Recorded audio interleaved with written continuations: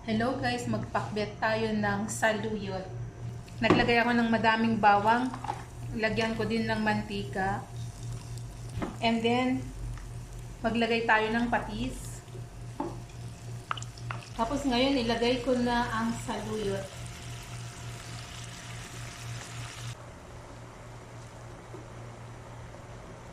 Ganyan kadami. Ngayon ay takpan muna natin. Yan. Dito maglagay ako ng tubig para maluto siya.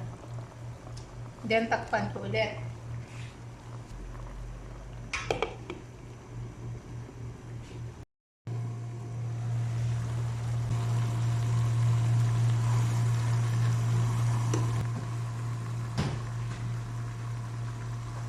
Maglagay ako ng asin.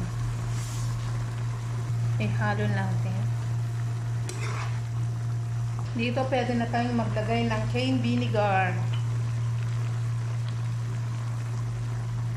Ayan.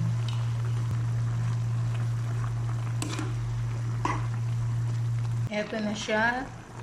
Luto na ang ating pakbet na saluyot. Pure saluyot.